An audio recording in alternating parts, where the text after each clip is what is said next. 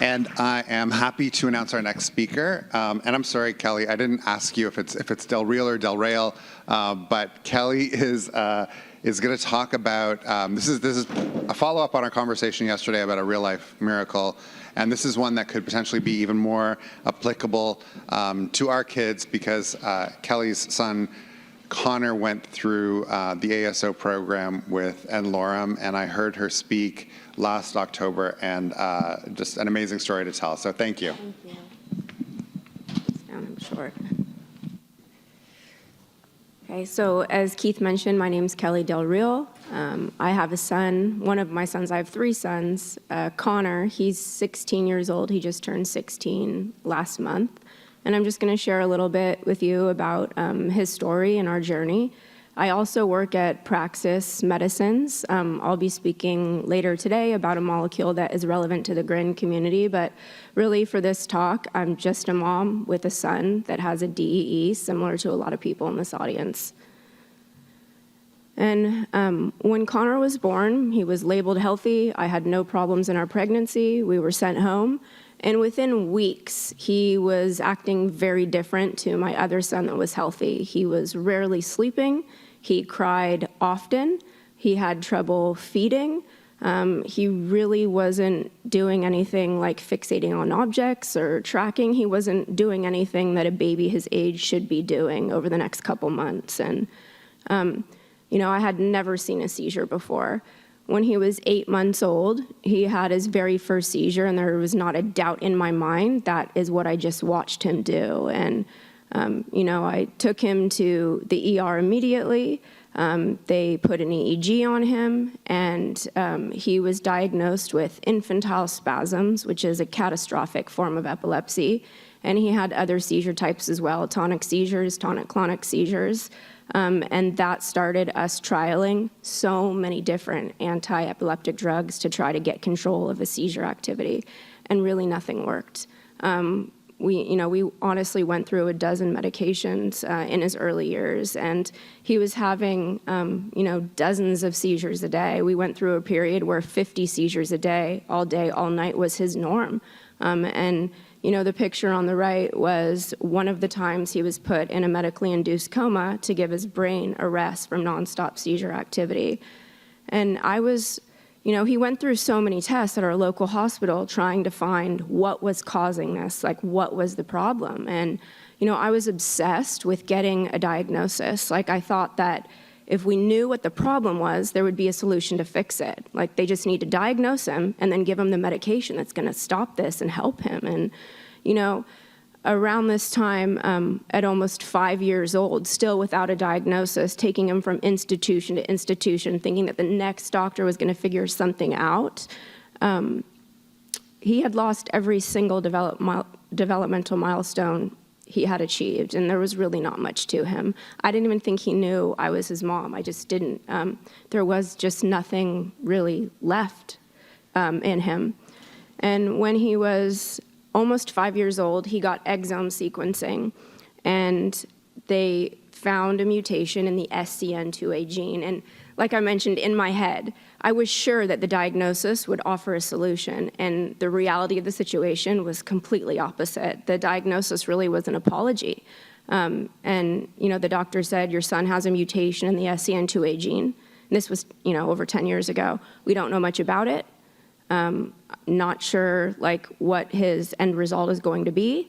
We don't have anything to offer you. I'm sorry. And that was it. And it was completely opposite of how I thought it would go. And there was no medication change. There was just nothing. It was great to finally have an answer of what was causing this, but there was no solution. And a few months later, we ended up seeing another neurologist. And, he said that in 100 years from now, we'll have learned to silence the mutated gene, but not in your son's lifetime.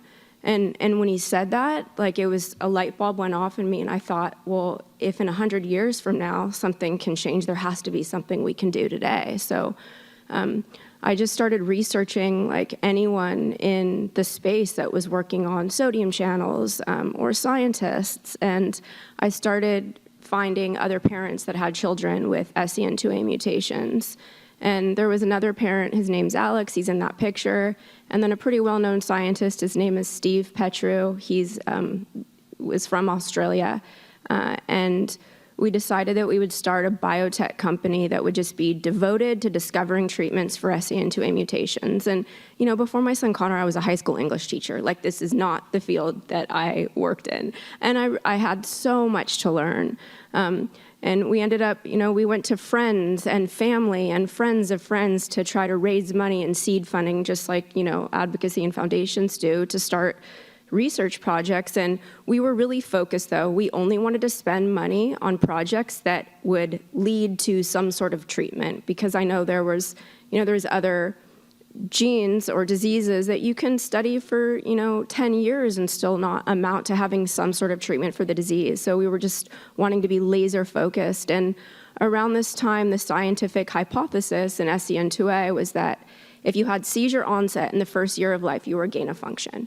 And so I thought, and some of the studies that were coming out, that my son was a gain of function.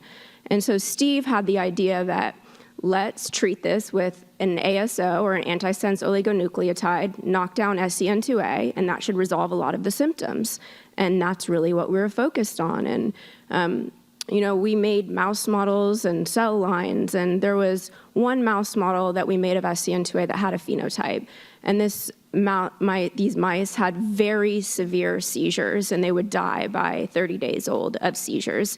And if you tried to handle them or anything you did with the mice, it would cause seizures, and they would die early. And so he was having trouble trying to keep them alive long enough to study this mouse model. And these mice were treated with all the available anti-epileptics, sodium channel blockers. Nothing was really decreasing the seizures. And we ended up having Ionis Pharmaceuticals do the early discovery work to make an ASO for this mouse model. And Steve lived in Australia, so he's about a day and a half ahead of us. And he ended up treating these mice with this ASO. And every morning, the first thing I did when I woke up, I live in San Diego, so I'm on the West Coast, I would check my emails. And at 31 days, these mice were still alive. And at 32 days, and 33 days, and 34 days, and the mice treated with the highest dose were still alive 80 days later. And it was the most exciting thing. And we had proof of concept in an animal model. And so we wanted to move forward with seeing if this is something we could take into patients. And we formed a collaboration with Praxis Medicines and Ionis Pharmaceuticals, and put together a deal to start doing the barrage of tests that the FDA needed to be able to take this into patients. And, I had been working, I'm telling the story quickly, right? But it took years to get to this spot. And right around this time, I got a call from Steve, and, it's perfect, all of the talk about gain of function, loss of function, mixed function. I got a call from Steve saying they had just finished a very critical experiment on my son's mutation, and that he was not a gain of function, that he was a mixed function, and he would not be a candidate for this molecule. And I think in all of the years I've had my son Connor, that was the most devastated I ever felt, because just putting all of my energy into this, for my son, also for kids like him, but realizing this was not going to help him. Now what? Now what do I do? And I obviously kept up the work, and I just thought if I stayed in this space, science was advancing rapidly, there was going to be something for him. And I was at a conference in San Diego, and I had met the CEO, Stan Crook of Ionis, a few times. So I heard him speak at the conference, and I went up to him at the break, and I asked, how he was doing, what was going on with him. Oops, sorry. And he had mentioned that he was going to be stepping down from Ionis, and that he had the idea to start a foundation that was going to be devoted to N of 1 patients that needed specific treatments, that broader treatments for that specific patient population would not help. And I really didn't talk to him about Connor at that point, but the next day I emailed him. I went to his office. I started talking to him about when are you going to do this? Can we do this now? Here's the science on Connor's mutation. Like, will this help him? And I really annoyed him, like, to no end. And a foundation called N Lorem started a lot quicker because I just wouldn't let up. And Connor was a candidate for an allele-specific knockdown. So it's just knocking down a part of the gene that his mutation is on. And, at this time, and this is some of the natural history data from a natural history study we ran. At this time, Connor was around 13 years old, and I was getting a lot of comments about, he's past that age of being able to have an effect with treatment. Like, for younger kids, maybe, but we really don't know if there's going to be much of an effect in an older patient like your son. And, around this time, he was still averaging, for him, it was better, but 4 seizures a day. And I've seen my son have thousands of seizures, like I'm sure many parents in this audience can relate to. It never gets easier. Every single one affects me. It feels so powerless. There's nothing I can do to make it stop. And, he had, oops, I'm sorry, I'm telling the story and I'm not like advancing the slides. So, when we got to a point when we were ready to set up a clinical trial for Connor, we were looking at what symptoms would we like to see improvement in, what symptoms are we going to measure. And obviously, we're just talking about tonic seizures. That was his most severe seizure type. He had about 4 a day. He has a movement disorder called choreoathetosis, which is very severe in him. His muscles are always having involuntary contractions, and it really affects his motor function and anything that he's able to do independently. He had a ton of agitation and irritability and just hyperactivity. Like, he couldn't just sit on the couch with anyone for 10 minutes and like look at a show. And, when we tried to go in public, really anywhere with him, he'd scream and cry and really not knowing. He just was not calm in his body. And the gastrointestinal issues that my son has faced really since birth have been so severe. Constipation, feeding difficulties, just uncomfortable constantly. He has a lot of autistic traits. He has sensory dysregulation. He has very profound developmental delay. Non-ambulatory, he's in a wheelchair. He's never walked a day in his life. And nonverbal, he has never said a word or spoken. He can communicate with some assistance on a letterboard, and sleep. So he has rarely slept, which means we have rarely slept in our households. So the physician that was running his trial and designing his trial picked a scale for every single one of these symptoms. And, what I was hoping for as his mom is I would be so happy with just a reduction in seizures, a reduction in his movement disorder, and for him to be calm. Like, if we could just achieve those few things, I would be the happiest person in the world. And what ended up happening was very, very unexpected. So the way N Lorem designed his program was that he was going to get a dose of this ASO every 3 months. And we were going to start at a very, very low dose, because this is the first human this molecule has ever been in. And we were going to slowly titrate up. And he got the first dose of his ASO, which was like a very, very low dose. And a couple weeks later, immediately, his seizures not only reduced, but they stopped. He stopped having seizures. And after his second dose, about 2 weeks after his second dose, he started walking for the first time in his entire life. And no one was,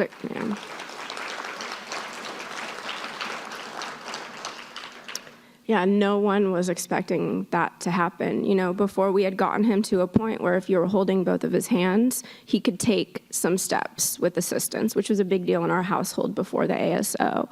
But what he started doing is just taking, 3 or 4 steps from one person to the next.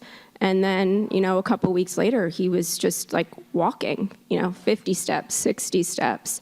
But what happened is the effect of the ASO was not lasting that full 3 months. So, his seizures stopped. We were getting GI improvements. He was calming down. He was taking steps. And then we'd watch it all decline, where his seizures would come back. He was like constipated again and uncomfortable, wasn't sleeping, unable to take steps again. And the thought was we have to keep increasing the dose so that it lasts that full 3 months. And it was really a roller coaster the first year. He got his first dose March 7th of 2024. So he's been on this program a little over a year. And, the higher dose was not lasting the full 3 months, and he honestly was doing better at a lower dose. And, what we've finally figured out and gotten FDA approval on was the lower dose every 2 months, and we're finally there. We just were able to dose him a couple days ago at the 2-month interval, and he hadn't lost anything in between. So it was ideal. When we got his dose in May, again, a couple weeks after he started walking, the seizures stopped. Literally improvements in every single symptom that I'm mentioning here, aside from he hasn't said a word yet, so that nonverbal still sticks. But there's been improvements across the board, and I have a video that I wanted to play. So, like I mentioned, he started walking, and what he's doing now, which is the first video I have to show, is before we would just have to, pick him up, let go of his hand, and he'd start walking. But now he can be sitting on a couch or a seat, and he'll stand up on his own and start walking. And of course, it's uncoordinated, right? His movement disorder is much decreased, but he still has that. But I'm not sure how to get the video to play. Oh, perfect. Can you do the one on the left first? So this video was from a couple months ago when he learned to get himself off the couch. Oh, the other one. Sorry. Can you get up and walk to Cameron yourself?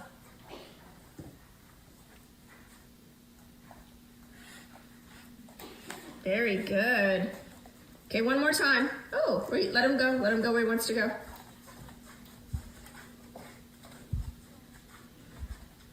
Okay, do it one more time. Come here.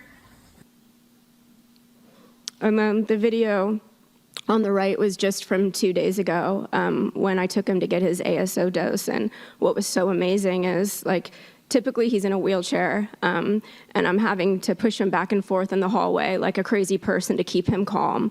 And what he did this time, he was just sitting in a chair next to me, calm, waiting for them to call his name. And when they called his name, I asked him to stand up and walk to me, and he walked to me and grabbed my hand, and we went in the back together, and which is such a huge deal for him. So if you could play this next video. Good job. And I didn't have to bring his wheelchair that day. I mean, this is how he's getting around right now, which is the most incredible thing. And it blew everyone away. Like I said, no one was expecting this. The people at NLorem were blown away. Steve, our scientist that has done a lot of work on his mutation, was blown away. His neurologist was blown away. And, being told for so many years that your son is of the age, we're not even sure really if this will help much, but we're willing to try. And then to see that, a 15-year-old boy absolutely can have an effect with the right treatment. And, by no means is this a cure, right? He still has profound delays, but these improvements completely transform his quality of life and our family's quality of life. And it's been very happy in our household lately. We can do so much more as a family and taking him places. And I have not seen my son have a seizure in 2 months. Just that is absolutely incredible. So, yeah. Oops. And then, I know how devastating it is to have a child with a DEE. None of us are prepared for this, right? It's the most devastating thing I've ever experienced. But right now, in this time frame, it is the most exciting time with how far epilepsy genetics have come. And, when I started in this space, when my son had his first seizure almost 16 years ago now, all of the genetic tests that were given to him, it was a handful of genes, like SCN2A, those genes that there was a lot more known. And now, the epilepsy genetic panel has hundreds of genes on that known to cause pediatric epilepsy. And so many companies are working on, single gene treatments, and better small molecules for broader epilepsies are coming out. And before, I never really liked the word cure, like as a parent, and after working in industry for a little bit, it almost sounded just like a pipe dream. But like, I genuinely feel like that is where the industry is headed. And it's just, I don't know, it's such an exciting time, and I feel so fortunate that I get to work at a biotech company and I get to be working on treatments for so many different genetic epilepsies, and being able to interact with families that are trialing different molecules and seeing like the changes. It's the most exciting thing I've ever been a part of. I know the pain that our families face, and to see children and families being impacted for the positive, there's nothing like it. So, yeah, that's what I have, and I don't know if I should take questions. Yeah, that was great. Yes.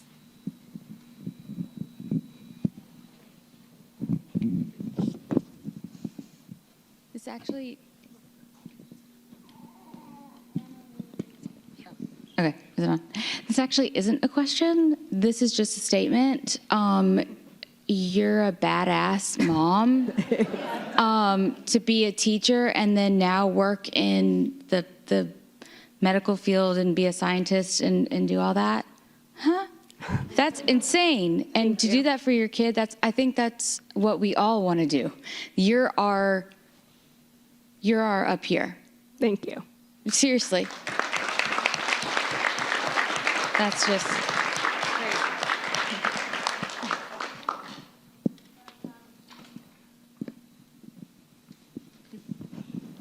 Hello. Awesome story. So a question: when you were working with Lorem, how did you go about finding a clinician that would administer the treatments? Because you have Lorem on the side of helping develop the treatment, but then you're also trying to partner with somebody you're going to every 2 months, right? Yes. So honestly, my situation was a little bit different, because when I was working with Lorem and they were getting set up, the clinic, well, I guess that's not true. I really had to do a lot of persuasive talk to get the first clinician that I was talking to, a neurologist, to get him on board with this idea. He's now the chief medical officer at Lorem, right? He was very unsure before, and then he ended up falling in love with the technology. And so Lorem helped me find another neurologist that would step in and take his place. He could no longer be the PI because he was stepping into the role of the CMO. In my job at Praxis, I talk to a lot of pediatric neurologists and clinicians, and I would say that there's a handful of the ones that are willing to step out of the box and try something like as progressive as it would be the first patient tried with this molecule. Can be really scary, but they're definitely out there. Yeah, I don't know if that answered your question. Okay. You have to search. Yes, you have to search. Can I go ahead? Okay. What is the mechanism of the ASO, and is it something that's being looked at to be translated for other children with SCN2A? Yep. So Lorem doesn't just utilize one type of ASO technology. It's dependent on what the patient needs. So for my son, it was allele-specific knockdown. And the way they do their trials is it's designed for one patient, but it absolutely has broader applicability to other patients. And there will be other patients trialed with this ASO as soon as his trial concludes, which will be 2 years from when he started. But yes, they're already sequencing some different patients to see if they would be a fit for this same ASO. So it's like a point mutation. Yeah, his is a blocking. missense mutation. Okay, okay. So it's Yeah. very, very, very specific. Yes. Not another broader mechanism. Correct. Yeah, okay. And then you said you had FDA approval for the trial, the kind of N-of-1 trial that you did. Yeah, and so then they would translate that into broader approval based on, your initial data. They would use the same IND, Right. and just submit for a second patient, which Lorem has already done with some of their molecules. Great, great, thank you. Hi, follow-up question. Thank you for a very inspiring talk. I was wondering, did you notice any side effects, local or systemic, by using this drug? Well, I will tell you, so after his very first dose, and of course I'm more excited than anything, but I'm nervous, right? This is the first time this drug has gone into a human being.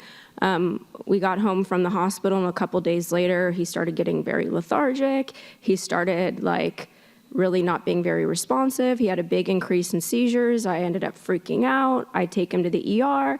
It turned out he had COVID. It was the most excited I've ever been to hear about a COVID result. So aside from that experience that was not related to the ASO that he picked up in the hospital, he has not had any negative symptoms. I will say that as the ASO was wearing off, all the symptoms before came back that he had. But no, I have not noticed anything negative. And he has to get sedation and be put out every single time he gets the intrathecal dose. But we haven't seen anything negative. But what made you decide to switch from the higher dose to the lower dose? The higher dose was not as efficacious for him. The lower dose ended up being better. Why they wanted to keep raising the dose is ideally you want to dose less frequently. And ideally, if the effect lasted 3 months, he was only getting 4 doses a year, that would be best.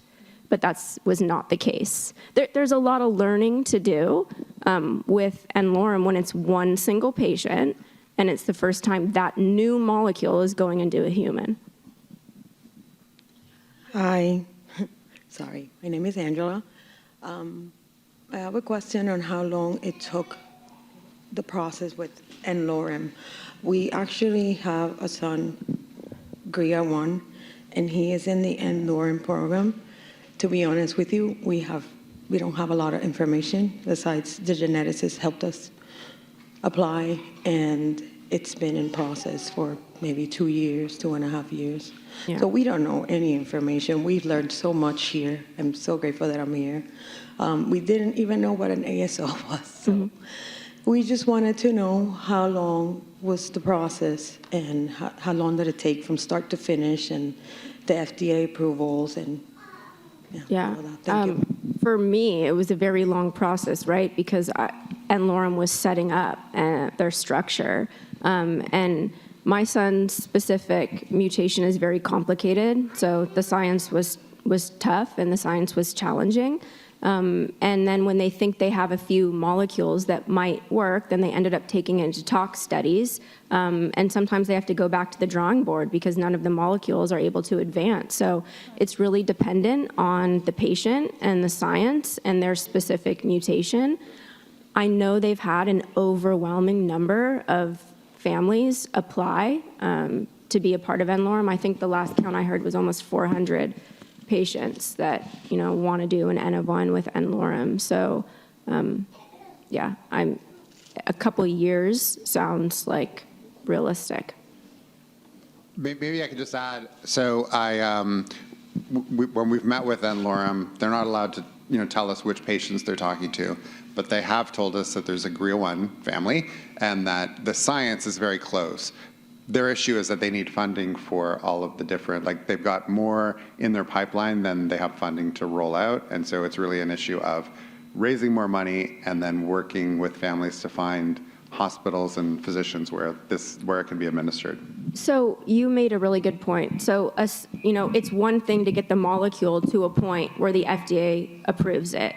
And then the funding issue comes up, right? So N-Lorem is willing to provide the medication to the patient for life, but it's very expensive to conduct a clinical trial at an academic institution, and who's going to pay for that? Yeah. So we had FDA approval and IRB approval at the institution, but we didn't have the funding. And it was a matter of, do I raise more money? What do we do? And we were really just waiting for the funding. And Connor's neurologist put together a grant for $1 million, which is what it would cost to run this clinical trial over 2 years that ended up going through. But that was another step in the process to find the funding to conduct the clinical trial.